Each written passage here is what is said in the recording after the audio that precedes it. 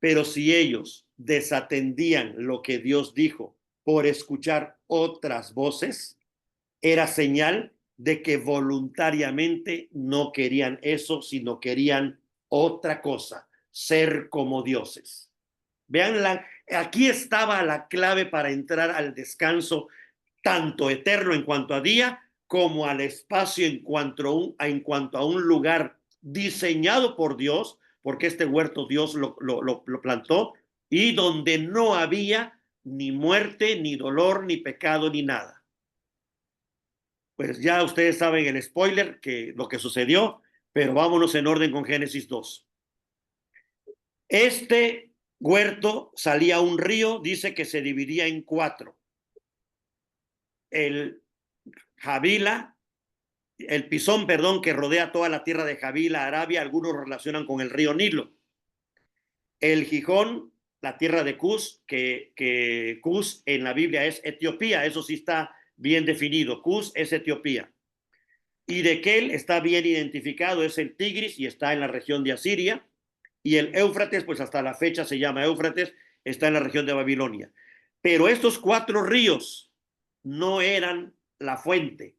Había un río que era la fuente y de esa fuente salían los 4 ríos que regaban, dice, toda la tierra. Con lo cual, esta ubicación geográfica del jardín del Edén nos coloca justo en esa región que después Dios le dijo a Abraham: voltea para el norte, para el sur, para el este, para el oeste, toda esta tierra te daré a ti y a tu descendencia. Y es conocida como la tierra prometida. ¿Por qué tierra prometida? Porque Dios se la prometió a Abraham.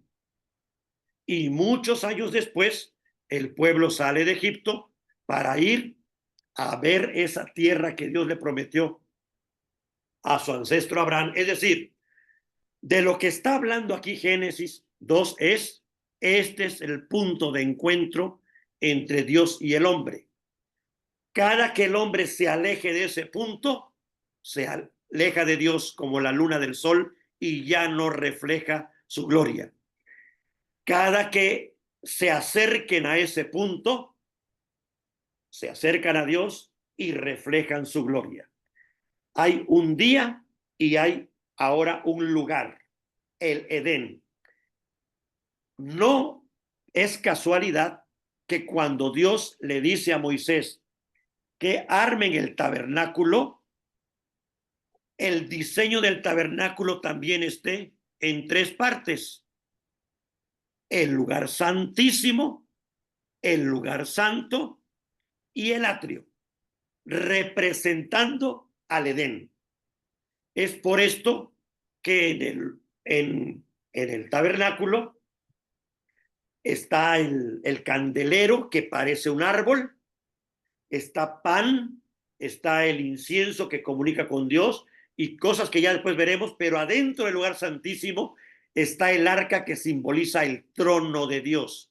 Es decir, el tabernáculo vino a representar el Edén perdido en forma ambulante, como si el pueblo llevara su Edén a donde quiera que iban.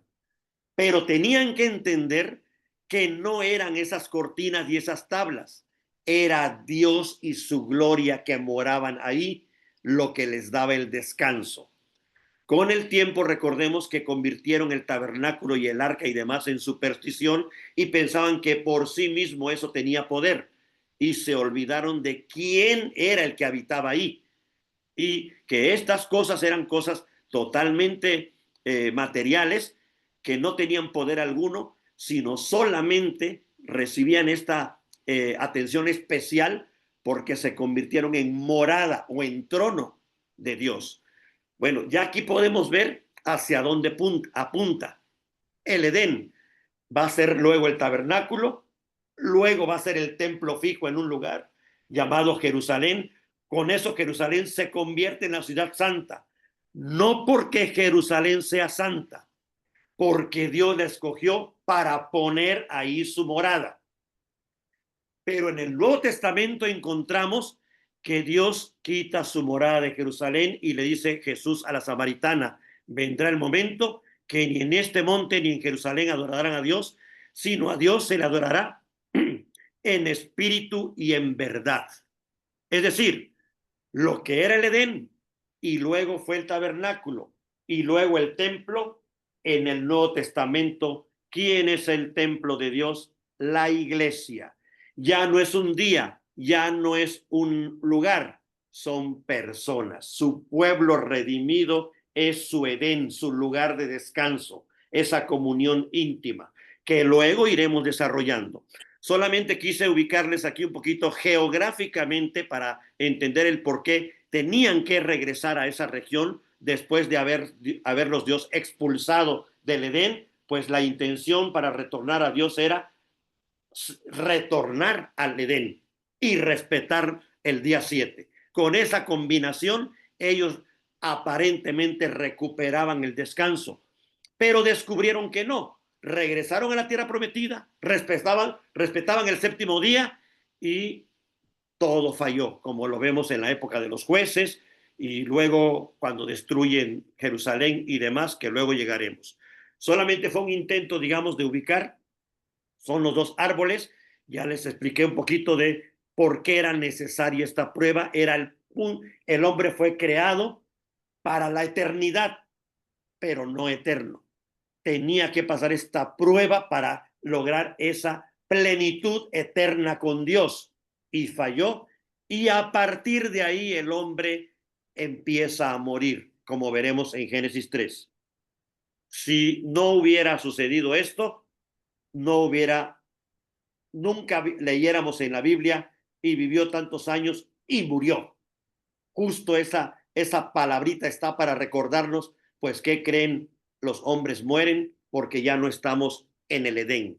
Entonces, todo esto está simbolizando lo que les estoy comentando.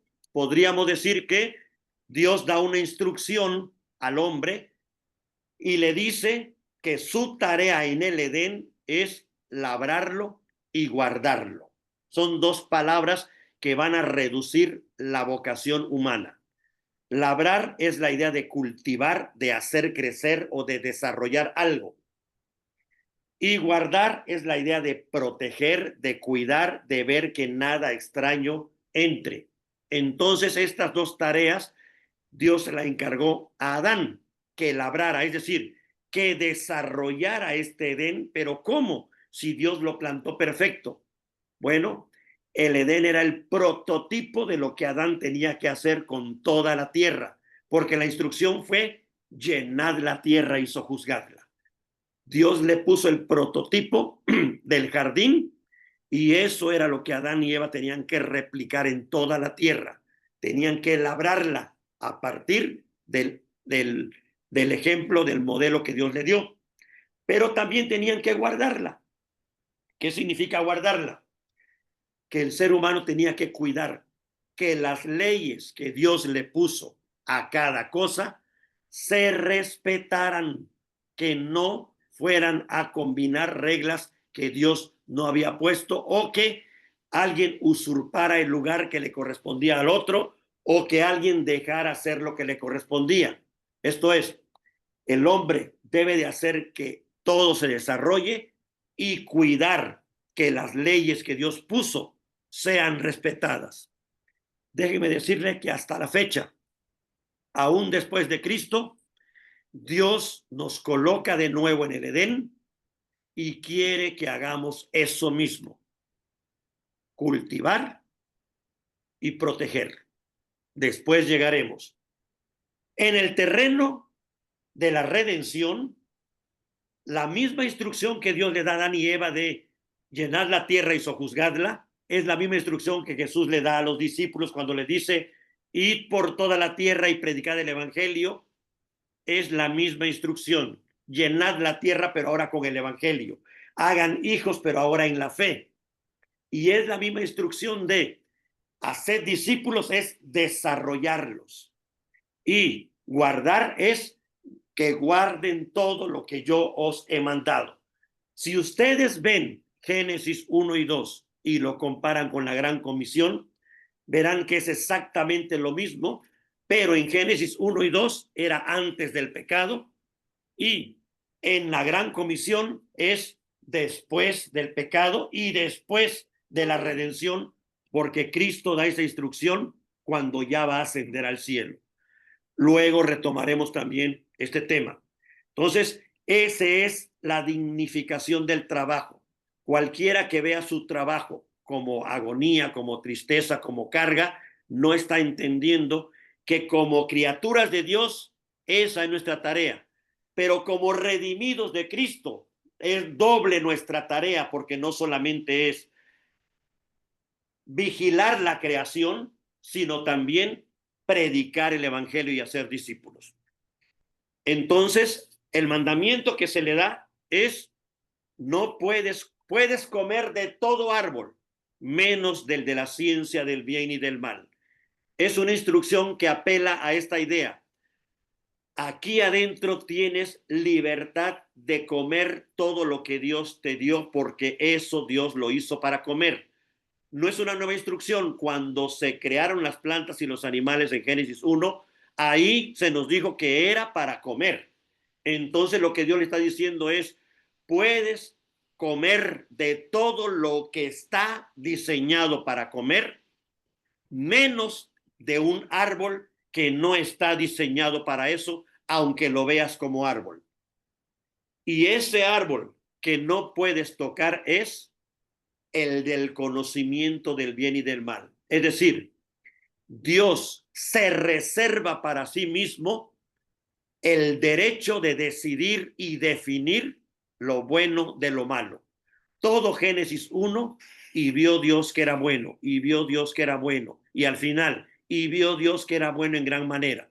En Génesis 2 le pone la restricción al hombre de decir: no vayas a usurpar ese lugar. Tú no puedes decidir lo bueno y lo malo. Eso lo decide el creador. Observa lo que dice Génesis 1. Entonces, aquí estaba la prueba de fuego. ¿Qué hacía el hombre? Perdón. ¿Qué debía hacer Adán y Eva? Seguir a su creador con las leyes armoniosas de comunión íntima que él había puesto, o romper esa armonía escuchando otra voz. Ese es el drama que veremos en Génesis 3. El gran drama cósmico que sucedió en Génesis 3. Y le dijo Dios: porque el día que de él comieres, morirás. Y muchos dicen: pero no cayeron muertos Adán y Eva en el momento. Claro que sí, fueron expulsados de el Edén. Ya no hay comunión, muerte espiritual. Ya no pueden tener comunión con lo celestial. Y además, el árbol de la vida protegido, ya no pueden comerlo y vivir para siempre, y menos en ese estado de pecado. Entonces, para los que creen que Dios no cumplió en el momento que dictaminó que moriría, claro que cumplió, y aquí es donde descubrimos que hay varios tipos de muerte. Está la muerte espiritual, está la muerte física y está la muerte eterna. Después iremos definiendo cada una. Aquí lo que estamos viendo es la muerte espiritual. El hombre ya no puede estar en el trono de Dios, ya no puede estar en el Edén, ya no puede estar en este lugar que unía cielo y tierra. Tiene que ser expulsado a raíz de que falló su prueba de fuego.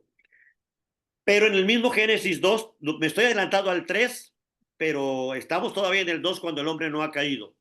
Dice que Dios formó de la tierra a toda bestia del campo y a toda ave de los cielos, y las trajo a Adán para que las viese cómo las había de llamar. Y todo lo que Adán llamó a los animales vivientes, ese es su nombre. Chequen este elemento también interesante. Adán, como mayordomo, como representante, como virrey de Dios, nombra. Esta palabrita de nombrar, solo Dios la había hecho en Génesis 1. Y llamó a las tinieblas noche y llamó a la tierra seca. Dios le comparte a Adán este atributo de nombrar.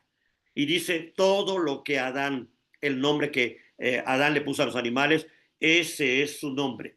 No solamente nos habla de esta clasificación científica que Adán tuvo que hacer para ir poniendo nombres, sino más bien nos habla de que él era quien estaba por encima de los animales en el orden de la creación, porque era imagen de Dios.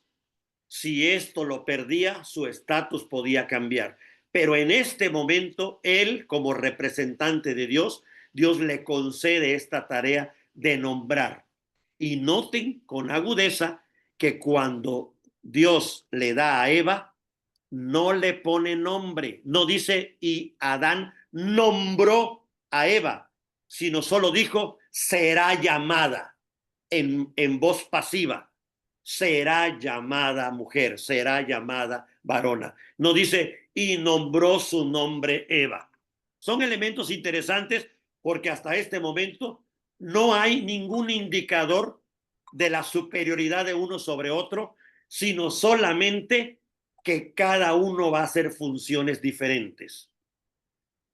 Justo aquí vamos a ver este señorío del hombre como representante de Dios sobre la creación, y quiero recalcar algo muy interesante. Señor en la Biblia no significa amo, significa siervo. Cristo mismo dijo, si yo soy el Señor y les he lavado los pies, o también les dijo, en el reino de Dios, el mayor es el siervo de todos. Es decir, Adán como señor de la creación no era para explotarla, era para cultivarla y protegerla. Esta falsa idea de que el hombre es señor de la creación y por eso la puede utilizar como sea y para su antojo es obviamente una distorsión de lo que decimos como imagen de Dios. Y si es un cristiano quien tiene esta idea, pues peor porque está distorsionando la fe cristiana. Pero tampoco el hecho de que sea siervo de la creación en el sentido bíblico no lo pone por debajo de ella para que divinice la creación y empiece a ver al dios sol, la diosa luna, el dios mar, porque ese es el otro extremo. El hombre es señor de la creación, es lo mejor de la creación de Dios y no hay comparación del ser humano contra todas las criaturas, pero es siervo, exactamente la obra que Cristo hizo cuando vino. Siendo Señor, se hizo siervo y habitó entre nosotros, dice el texto. Es decir, todo lo que estamos viendo en Génesis 2, 1 y 2, que se le encomendó a Adán, Cristo lo realizó de manera perfecta cuando vino a la tierra. No quedó nada pendiente. El plan de Dios continuó y lo que Dios había diseñado desde el principio, Cristo lo cumplió y por eso es que a Cristo se le llama el nuevo Adán, el Señor de la nueva humanidad, el Señor de la nueva creación. Precisamente porque Él sí cumplió al pie de la letra todo lo que Dios había encargado al ser humano.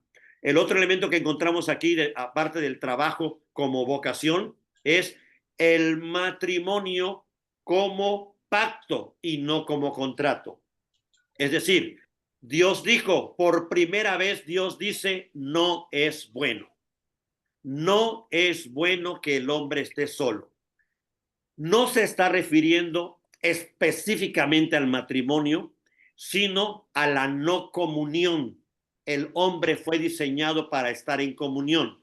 Es decir, Pablo lo va a retomar después justamente porque dice que, sabemos que él no se casó y no es este acto de que no es bueno que estés solo, a fuerza tienes que casar. Más bien creo que tenemos que entenderlo con el Nuevo Testamento diciendo así, la idea continúa y Dios sigue diciendo, no es bueno que el ser humano esté solo, debe de vivir en comunión con sus hermanos y con el Creador. No es bueno estar solos en el sentido estricto. El ser humano no fue creado para vivir solo. Es un ser socioemocional, tiene afectos, tiene sentimientos, tiene emociones para relacionarse con los demás. Y es ahí donde es necesario que recordemos que es también un diseño divino. Es por esto que el texto se va dirigiendo hacia algo que pareciera inaudito, porque Lo que al final va a decir el texto del capítulo 2 es, por tanto dejará el hombre a su padre y a su madre, y como que no tiene sentido ese texto cuando Adán y Eva ni padre ni madre tenían. Obviamente la intención de Moisés es hacerles ver al pueblo de Israel la importancia que el matrimonio tiene como modelo de comunión íntima, no como obligación, como modelo de comunión íntima, y que todos deben de vivir en comunión. ¿Por qué es tan importante reafirmar esto? Porque esta es la imagen de Dios. El Dios que vive eternamente en comunión, Padre, Hijo, Espíritu, creó un ser humano que también en su diseño está la comunión. Pero cuando el ser humano busca tener comunión con quienes no están en comunión con Dios, lo que Pablo y Juan van a decir, comunión con las tinieblas, él solito rompe todo su ser y fractura más la imagen de Dios. Pero cuando el ser humano busca estar en comunión con sus hermanos creyentes en Cristo y están unidos en Cristo, ¿qué creen que pasa? Pablo lo explica y Jesús también. El pueblo, esta comunión de hermanos, es la novia, la esposa de Cristo. Justamente lo que aquí en Génesis 12 nos está indicando. La comunión perfecta se va a dar entre Adán y su mujer. Cristo la cumplió perfectamente. Él es el esposo y la iglesia es su esposa. No está de más decir, tómelo como un dato curioso, que la esposa salió, Eva salió de la costilla de Adán, y no quiero entrar en detalles que sí porque estaba el corazón y demás, no, yo quiero ver en términos relacionales con el Nuevo Testamento.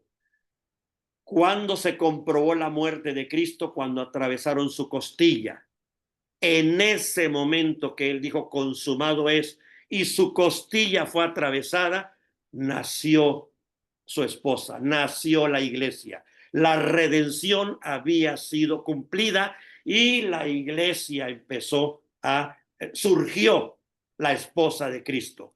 Hay muchas relaciones de aquí. Entonces, el modelo que hay en Génesis 2 de matrimonio perfecto, armonioso entre el hombre y la mujer, Dios y la creación, es el modelo que Cristo va a cumplir. Él es el esposo perfecto, el nuevo Adán, la esposa es la nueva Eva, la esposa del Cordero, en armonía con toda la creación que siguen escuchando la voz de Cristo y en armonía con el Padre. Y entonces, aquí ya tenemos otro elemento interesante que es esta comunión íntima y lo que les decía yo, él no le puso nombre a Eva, sino la observó y dijo, esto es ahora hueso de mis huesos, somos igualitos, carne de mi carne, será llamada. No dijo la nombraré o la nombró, varona, y varona es igual a varón, no es algo más ni algo menos. Por eso es tan importante tener las dos palabras para entender que solamente es diferente en función, pero no en dignidad en posición delante de Dios. Y aquí, una vez más, Dios va a hacer algo, va a unir dos para formar uno. Ya lo hizo cuando unió la tierra con el cielo, con sus manos formó la tierra y luego dio soplo divino y formó el hombre. Y ese hombre ya no es más dos cosas, es uno solo. Ya no es más mitad tierra y mitad cielo. Para que sea un ser viviente, requiere que las dos cosas que Dios unió, nadie las separe. Por eso es una tragedia la muerte, porque es un momento crítico donde el cuerpo y el alma se separan y eso no es el diseño de Dios. Pero la gran restauración es cuando Cristo venga, por eso el cuerpo será resucitado y se unirá a su alma, porque así es el diseño original divino. Pues es lo mismo, aquí tenemos que hay un hombre, hay una mujer, que ya Génesis 1 nos dijo que ambos son imagen de Dios. La única manera en que la imagen de Dios sea completa es, dice Dios, y estos dos se unirán y serán uno. Esta es una revelación interesante porque nos da a entender que de dos deben ser uno, pero son dos diferentes, pero son uno. Exactamente la idea de Dios. Son tres, pero son uno, pero son tres diferentes, pero son uno. El hombre por imitación, pero Dios por esencia. Es aquí donde podemos empezar a entender qué es lo que Dios nos quiere revelar. Y luego Jesús lo va a aplicar cuando hace la oración al Padre y dice, Padre, que ellos, hablando de los discípulos, sean uno, como tú y yo somos uno. Otra vez más esta idea, lo que Dios une debe permanecer unido y que el que se atreva a separarlo va contra lo que Dios quiere. Y lo que Dios separa debe permanecer separado. No hay compatibilidad entre la luz y las tinieblas. Eso debe quedar separado. Y el que lo una es contra lo que Dios estableció. Es decir, aquí está clarísima la regla que nos está planteando Génesis 1 y 2. Lo que Dios une, permanezca unido, esa es su ley. Lo que Dios separa, permanezca separado, esa es su ley. La tarea que Dios encomendó a cada quien, que la haga, que no usurpe, que no deje de hacerla. Y todo esto que ya estamos encontrando, que tanto el trabajo como el matrimonio, en este caso Adán y Eva, y los hijos, es el diseño divino, porque se le dice a ambos precisamente que fructifiquen, que se desarrollen, digamos, la misma idea y que sojuzguen toda la tierra. Ahí está, digamos, la instrucción. Quisiera detenerme ahí. Hoy hay muchas cosas más que podemos ir comentando, pero para dar tiempo a unos comentarios finales y solamente quiero terminar diciéndoles, si no les parece curioso que